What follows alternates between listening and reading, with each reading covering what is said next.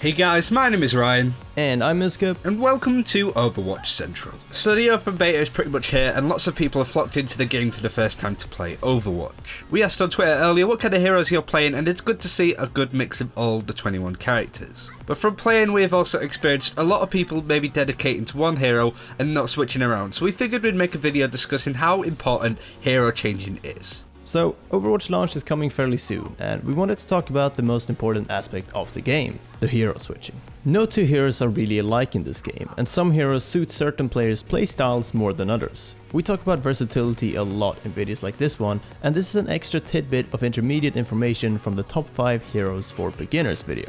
No hero is really underpowered or overpowered in Overwatch, but they can all be in certain situations. How does that make sense? Well, all heroes are situational to a certain degree, and this is why picking the right ones is half the battle. This is why we made the top 5 heroes for beginners video.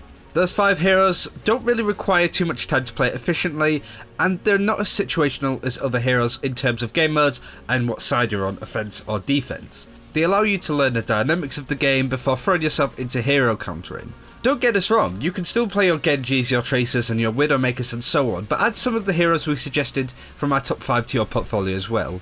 Jump on the Lucio if you need a healer, if you need some serious damage on an objective to go Junkrat. In pretty much anything below highly competitive levels of Overwatch, you need to be flexible. You won't always have a full team of 6 to play with, so be adaptable with your picks and know how to play one of 2 heroes from each role ideally. And this brings us on to talking about playing wide or playing tall. Imagine there's a bar graph of all the heroes on the x-axis and time played on the y. Overall, your time played is 10 hours, for example. Playing wide is spreading those hours across multiple characters, making the graph seem wider. The good thing about this is that you become a flexible player, being able to play several heroes effectively, but playing too wide will mean that it will take you too long to play all those heroes well. Playing tall would be dedicating to 1 or 2 heroes, meaning that your time played per hero is a lot larger. These players are obviously a lot better at these particular heroes that they've dedicated more time to, but might struggle in solo queue where you can't coordinate your team's picks as well. Ideally, you want to find a middle ground between these. So say you're a Reinhardt and Zarya player and you're defending, but you already have a bunch of tanks on your team and you don't need any more. Well, maybe it's worth picking up a Symmetra then, and knowing how to play her at that point will make you a lot more comfortable than if you never touched a hero before. We have played with a lot of people since the closed beta, friends, viewers and all sorts of people that are involved.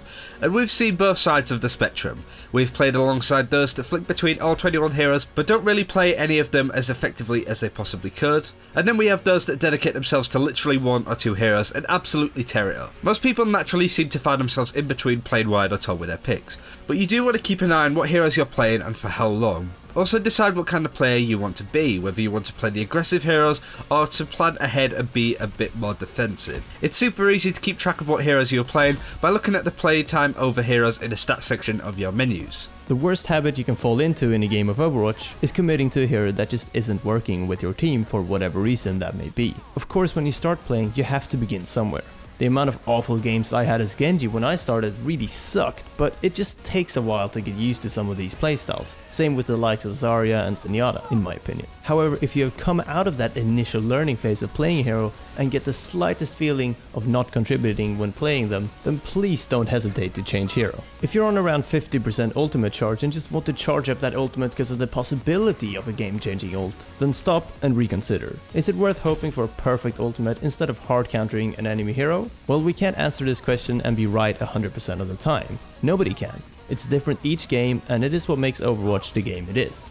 So some of the stuff in this video that we've mentioned might seem incredibly obvious for those that are more experienced players, but hopefully some of you guys that haven't played the beta yet and have just got in will remember to stop and reconsider your picks.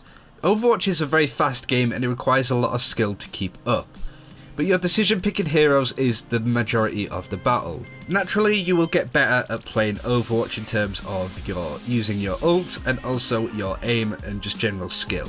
But your decision making with hero switches is what separates the men from the boys. Anyway, that's it for this video. Thank you very much for watching. Be sure to subscribe for more Overwatch content, and until next time, take care and we will see you then.